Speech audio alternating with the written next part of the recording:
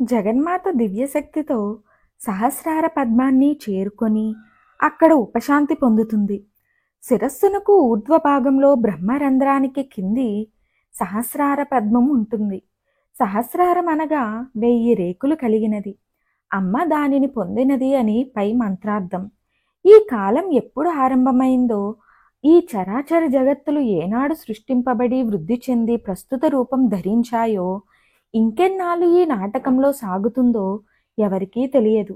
అనంత విశేషాలతో కూడిన ఈ సృష్టిని గురించి తెలుసుకోవాలంటే ముందు నేనెవరు అనే ప్రశ్నకు సమాధానాన్ని అన్వేషించాలి. సహస్రార పద్మం అంటే కేవలం 1000 రేకుల తామర పువ్వు అని మాత్రమే కాక, యోగ పరిభాషలో అనంత కాలచక్రం అని అర్థం. అమ్మవారు ఈ అనంత కాలచక్రంలో ఉండే శక్తి కనుక దానిని పొందడానికి అనగా సహస్రార పద్మధ్యానాన్ని సాగించే ప్రయత్నం చేస్తే ఎంతో కొంత సృష్టి విశేషం అర్థమవుతుంది. సంపూర్ణంగా సృష్టి విలాసం జగన్మాతకు తప్ప వేరే ఇంకెవరికీ తెలియదు. సృష్టి స్థితి లయకారకులైన త్రిమూర్తులే ఈ విషయం అర్థం కాక తలక్రిందులైపోయారని దేవీ భాగవతం చెబుతున్నది.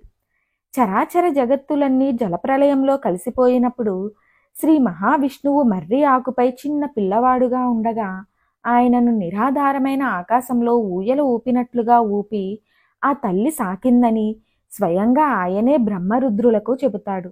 ఆ తరువాత అమ్మ తన సహస్రార పద్మంలో చేరి తనను సర్వశక్తిమంతుడిని చేసిందని, అందువల్ల తాను అందరికంటే ఉన్నతుడయ్యాడని అంటాడు. అందుకే ఈ మంత్రం సర్వోత్కృష్టం. మంత్ర ప్రయోగం ఫలితం తెలుసుకుందాం.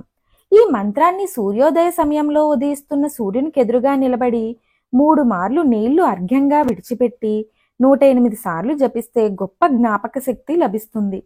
పరీక్షా సమయంలో యథాశక్తిగా జపించి వెడితే పరీక్షలు బాగా రాయగలుగుతారు. యోగ సాధకులు రాత్రిపూట జపిస్తే మహాశక్తివంతులవుతారు. జీవితంలో ఏదైనా విషమ సమస్య ఎదురైనప్పుడు దర్భాసనంపై కూర్చొని 1008 సార్లు జపిస్తే సమస్య ఇట్టే పరిష్కారం అయిపోతుంది. మంత్రం ఏమిటో తెలుసుకుందాం.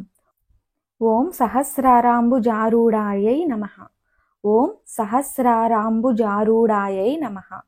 ఓం సహస్రారాంబుజారూఢాయై నమః. మరిన్ని ఆధ్యాత్మిక విషయాల కోసం మా ఛానల్ను సబ్స్క్రైబ్ చేయండి. వీడియో నచ్చితే లైక్ చేయండి, షేర్ చేయండి. కామెంట్ రూపంలో మీ అభిప్రాయాన్ని తెలియచేయండి.